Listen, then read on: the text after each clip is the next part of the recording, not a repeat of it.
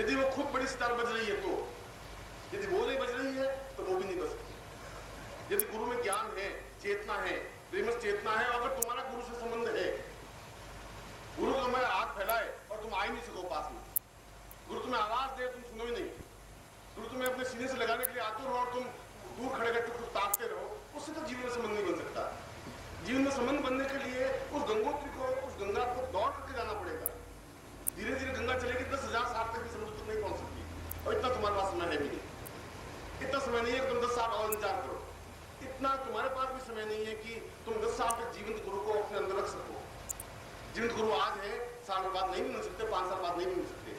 जितने क्षण हमारे सामने हैं उतने क्षण का अगर आनंद हम उसका उपयोग नहीं कर सके, फिर तुम्हारा जीवन चूक जाओगे, फिर जीवन में तुम्हारे ये कहने वाला कोई नहीं मिल पाएगा, फिर तुम्हारे जीवन में एक बहुत बड़ी अभाव रह जाएगा, इतनी बात नहीं कह पाएगा, इस प्रकार से अपने हाथ नहीं फैला सकेगा, इस प्रकार सीना चौड़ा करके तुम्हारे सामने खड़ा नहीं हो पाएगा, इतने प्रहार के साथ कह नहीं सकेगा, पंडितों को, पुरोहितों को, तुलसी को, वाल्मीकि को, सूर्य को, मीरा को नहीं बता सकेगा। उसके लिए उसमें पास ज्ञान चेतना होनी चाहिए, और उस ज्ञान को प्राप्त करने के लिए उसी मानसरोवर में कूदना होगा जो मानसरोवर गुरु को बना हुआ है। गुरु का हृदय में अपने आप को छलांग लगानी होगी, अपने आप को उसमें मिल जाना होगा। अगर तुम खतरों से डरे तो तुम जीवन को प्राप्त कर नहीं सकते। जो खतरों से डर गया वो डूब गया, वो बीच में ही डूब गया, न इस किनारे पर रहा, न उस किनारे पहुंच सकता है। एक चैलेंज, अगर बीच सोचने लग जाए कि मिट्टी में मिलूं कि नहीं मिलूं, मिल जाने के बाद खत्म हो जाऊंगा, बच जाऊंगा, तो बीज कभी भी बरगद का पेड़ नहीं बन सकता। अगर वसंत ऋतु ये सोचे कि मैं चलूं और क्या फायदा होगा, दीवार से टकराने से क्या हो पाएगा, पेड़ मिलेगा कि नहीं मिलेगा, और फूल खिलेंगे कि नहीं खिलेंगे, तो वसंत ऋतु बन ही नहीं सकती। इस बात की चिंता नहीं करनी है कि क्या होगा। नदी जब चलती है तो अपने आप चलती है, छड़छड़ाहट के साथ, मधुरता के साथ, नाचती हुई, झूमती हुई। नदी कभी ठंडी और लहर के बिना नहीं चलती। नदी को आपने नाचते हुए नहीं देखा, नदी प्रत्येक क्षण उसका प्रत्येक लहर अपने आप एक नृत्य है, इसलिए वो समुद्र से मिलती है, इसलिए उस नदी को हमने गंगा देवता कहा है, इसलिए उसमें स्नान करने से जीवन का एक पवित्रता का भाव होता है। तुम्हें नदी बनना है, एक विशाल समुद्र बनना है, पहाड़ की तरफ में आप में उत्तम हिमालय की तरफ बनना है। वो सब गुण तुम में है, चाहे तुम 50 साल के हो, चाहे तुम 20 साल के हो, तुम्हारे अंदर वो सब क्षमता है। मैं तुम्हारी उस क्षमता को पहचानता हूँ। तुमने ऊपर खोल बना रखा है, और इन 3 दिनों में मैं उस खोल को दूर करने की क्रिया करूंगा। 3 दिनों में तुम्हारा श्रेष्ठ रूप से तुम्हें परिचित कराऊंगा। आत्म साक्षात्कार जो प्रक्रिया है, हम अपने आप को पहचान सकें कि मैं कितना ऊंचा साधक हूँ। इससे पहले भी तुम्हें साधना की होगी, पिछले जीवन में साधना की होगी, 10 जन्मों तक तुमने साधना की होगी, वो साधना कहाँ चली गई तुम्हारी? खत्म तो नहीं हो सकती। ऐसा तो हो नहीं सकता तुम गुरु को आवाज और गुरु सुने नहीं, ऐसा तो हो नहीं सकता। ऐसा हो नहीं सकता तुम गुरु से मिलो और तुम्हारे शरीर में सुगंध पैदा नहीं हो, ऐसा नहीं हो सकता। ये अलग बात है, तुम मिले ही नहीं। तुम्हारे गुरु के बीच में अगर एक हवा भर भी डिफरेंस रह गया तो तुम गुरु से पूर्ण रूप से नहीं मिल सके। बीच में कोई भेद रहेगा ही नहीं, बीच में हवा भी नहीं जा सकती। दोनों अपने आप में, जब राधा और कृष्ण का संबंध है तो दोनों में कहीं कोई अंतर नहीं है।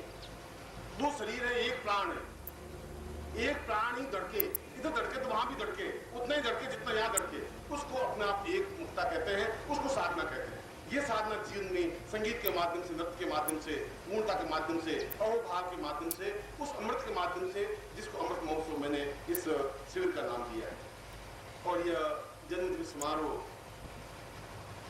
कोई बहुत बड़ी महान घटना नहीं है। ऐसी घटना नहीं है कि कोई जन्म हुआ और बहुत महान कार्य हो गया। यह एक ऐसी घटना है कि वो अपने जीवन का सारा आनंद इन 3 दिनों में बहा देना चाहता है।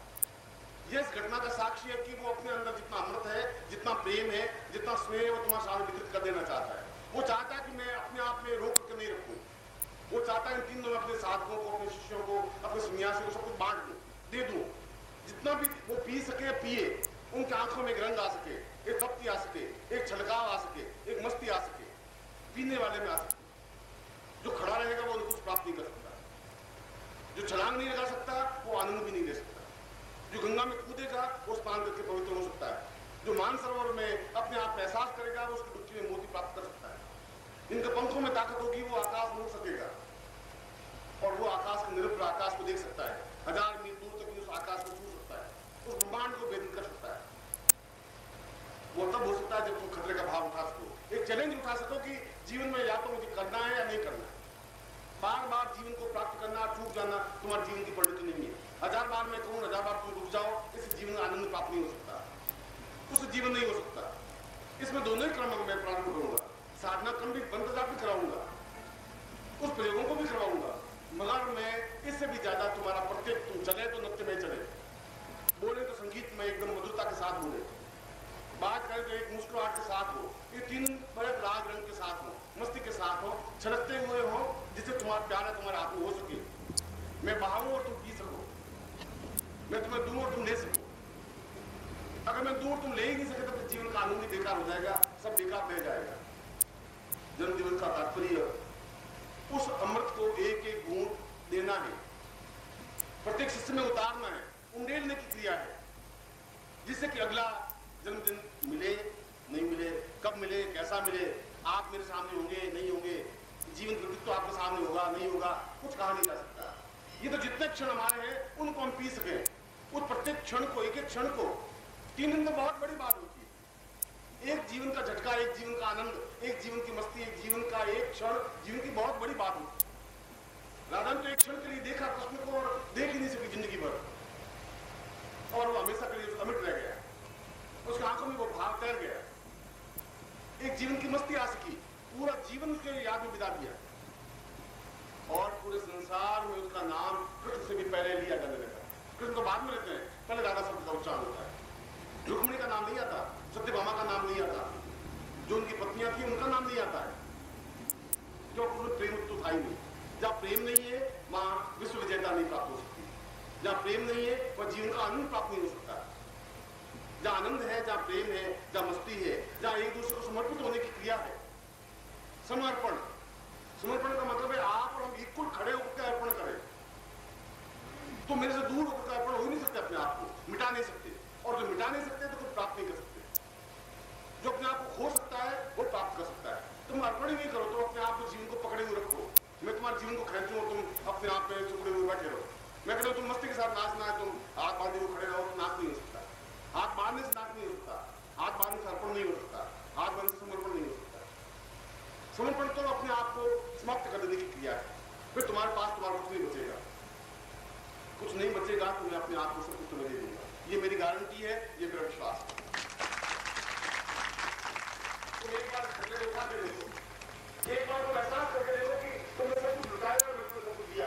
एक बार इस बात को आत्मा ले, एक बार इस बात की परीक्षा हो जाए कि तुमने कितना लुटाया, मैं तुम्हें कितना दिया।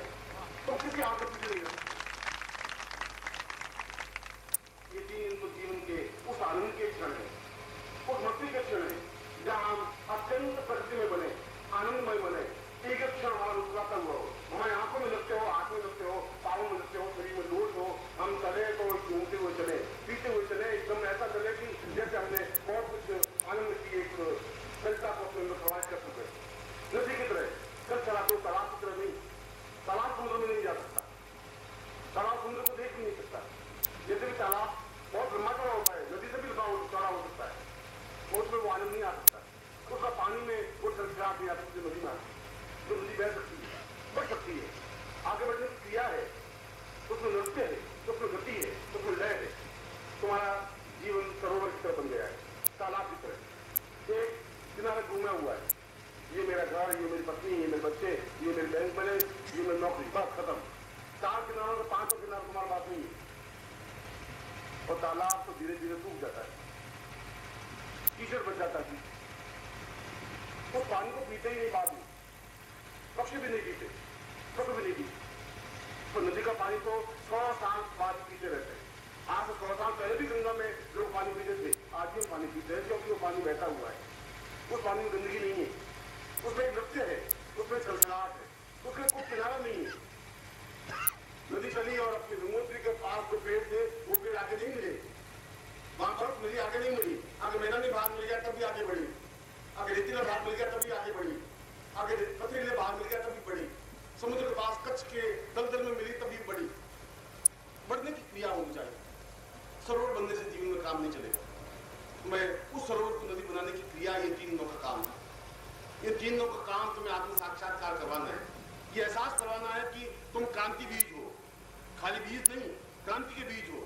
तुम्हारे पास चेतना है, फौलाद है, तुम्हारी आंखों में चमक है। किसी भी सन्यासी के सामने दम करके खड़े हो जाओ तो उसकी आंख झुक जाएगी, तुम्हारी आंख नहीं झुकेगी, मेरा विश्वास है। तो आंख उठा के देख लेना, वो तो हिम्मत नहीं है।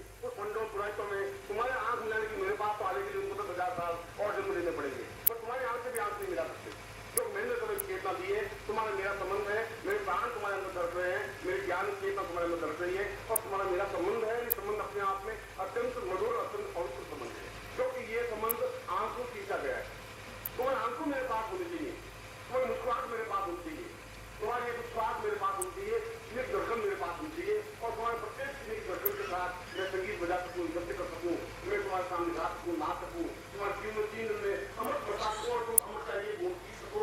ये जीवन को उपलब्धि होनी चाहिए, ये 3 दिनों का बैठ होना चाहिए। ऐसा ही मौसम मैं तुम्हारे सामने प्रस्तुत करने जा रहा हूँ। मैं आपको ऐसे बीमारी ने रस्सी मिला किया और घर चले गए, उसे तुम्हें कुछ मिल नहीं सकेगा। फिर तुम खाली हाथ चले जाओगे, मैं तुम्हें फिर कहा तुम चूक जाओगे। और मेरे एक प्रवचन में 40 बार जो चूक जाओगे शब्द है, तो मैं 40 बार सोच समझ के शब्द को उपयोग कर रहा हूँ। चूकना नहीं है, चूक गए तो तुम्हें कुछ मिलेगा नहीं। अगर जीवन में जितना सदी मिल पाए तो नहीं मिल सकता तुम्हें। इन 3 दिनों में नहीं मिल पाया था, 3 साल तक तुम्हें कोई देने की क्षमता नहीं रख सकता, किसी में हिम्मत नहीं है तुम्हारे दे सकते। इसलिए साधना में तुम्हें बनना जरूरी है। कई प्रयोग ऐसे मैं कराऊंगा जिसमें केवल साधकों को ही होंगे, सैलानी को नहीं हो सकते। अगर तुम्हारा भावी साधक का नहीं बनेगा तो फिर सैलानी बनकर के कैसा हो सकेगा? सैलानी में बनाओ तो बनना है। जहां मैं तुम्हें नृत्य करने को कहूंगा तुम्हें नृत्य करना है, जहां तुम्हें साधक बनाना है, जहां तुम्हें आत्म साक्षात्कार कराना है, जहां तुम्हारी गुणी जागृत करनी है, तो तुम साधक बनोगे। साधक का स्वरूप होगा तुम्हारे पास बिल्कुल ऊपरी वस्त्र नहीं हो, बनियान पहन करके ऊंचे पूछे बैठे हुए हो और अपने आप डर रहे हो, घबराहट रहे हो कि मेरा सीना दिख जाएगा तो क्या हो जाएगा। तुम ऐसा कोई बड़े हो क्या? तुम्हारा लक्ष्य स्थल है, तुम्हारा सौंदर्य है, अपने आप में तुम खुद सौंदर्य से परिचित नहीं हो और फिर तुम्हें साधक तो नहीं है। अगर साधका के नाम में साधक के रूप में नहीं है तो फिर तुम्हारे जीवन का आने का कोई क्रम भी नहीं, फिर तुम्हें कोई फायदा नहीं है। अगर तुम झूठ बोलोगे, छल करोगे, तुम अपने आप के जीवन को ही छोड़ोगे। मुझे जीवन को नहीं छोड़ पाओगे, मुझे तुमसे प्रत्येक से परिचित हूँ। तुम कहां चल कर रहे हो ये मुझे मालूम है, कहां झूठ बोले ये मुझे मालूम है। यहाँ पर तुम्हें उसी झूठ का सहारा लेकर के चलोगे तो अपने गंतव्य उस झूठ की डोरी के सहारे चलोगे। जो कुछ साधकों को देने जा रहा हूँ वो सैलानी को नहीं दे सकता, संभव नहीं है। तो पात्रता तुम्हारी तभी बन पाएगी जब मैं प्रत्येक उस व्यक्ति के उस मस्तिष्क को प्रहार करूंगा, अंगूठे से तभी तो उसकी एक आज्ञा चक्र जागृत होगा। और मैं गारंटी के साथ आज्ञा चक्र जागृत करूंगा, गारंटी के साथ सहसा चक्र जागृत करूंगा। इन तीनों मंदिर अभी सिद्धियों में और मंत्रों में मुझे ताकत नहीं है कि मैं आज्ञा दूं और मंत्र रुक जाए एक जगह, ऐसा नहीं हो सकता। अभी व्यक्ति सिद्धि को आज्ञा दूं और सिद्धि में इतनी क्षमता नहीं है कि मैं कहूँ वो तुम्हें वर्णमाला नहीं पढ़ा या तुम्हें वर्ण नहीं करे, ऐसा भी संभव नहीं हो सकता। उनको मेरी बात टालने के लिए अभी तक 1000 साल और जिंदा रहना पड़ेगा, कब हो पाए। और तुम कभी कभी पहचानोगे उस व्यक्तित्व को जो तुम्हारे सामने बैठा है, तब तुम अद्भुत हो सकोगे, तब तुम्हें एहसास हो सकेगा कि जीवन अपने आप में कितना एक महान व्यक्तित्व मेरे सामने है। तब तुम्हें उसकी पहचान हो सकेगी। इन छोटी सी आंखों से तुम नहीं पहचान सकते, जिन आंखों से तुम खंबा नहीं दे सकते, उन आंखों से व्यक्तित्व को पहचानने के लिए क्षमता तुम्हारे पास नहीं है। मगर जिस दिन तुम पहचान लोगे उस दिन तुम्हें बहुत बड़ी उपलब्धि हो जाएगी और वो आत्म साक्षात्कार के द्वारा ही संभव हो सकता है। तभी तुम्हारे आंखों से ये चरण पूरे जाएंगे, तब इन चरणों को कुछ नहीं चढ़ाओगे, फिर आंखों का हाथ चढ़ाओगे, फिर तुम्हारा हृदय की धड़कन बिछाओगे। मैं चलूंगा तो अभी फूल नहीं बिछेंगे, तो धड़कन बिछेंगे, पाल करता हुआ जाऊंगा। उस दिन जीवन कानून को आएगा, उस दिन जीवन की मस्ती आएगी। इसलिए साधक के रूप में हम बैठे हैं और आनंद के साथ बैठे हैं। वो साधना कम समझाएं वो करें। मैं बीच में भी आखिर के तुम्हारी आगे चक्र को प्रत्येक को साधक को जो साधना मारेगा उसके आगे चक्र को जागृत करूंगा। नमस्कार। अगर आप सद्गुरुदेव डॉक्टर नारायण दत्त श्रीमाली जी के दीक्षित हैं या फिर आपके पास उनसे जुड़े हुए कोई भी अनुभव है तो नीचे दिए गए हुए नंबर पर वीरल पटेल जी को मैसेज कीजिए या फिर फ़ोन कॉल कीजिए और अपने अनुभव ज़रूर शेयर कीजिए। डॉक्टर नारायण दत्त श्रीमाली जी के आत्मकथा का संकलन करने में मदद करें। धन्यवाद।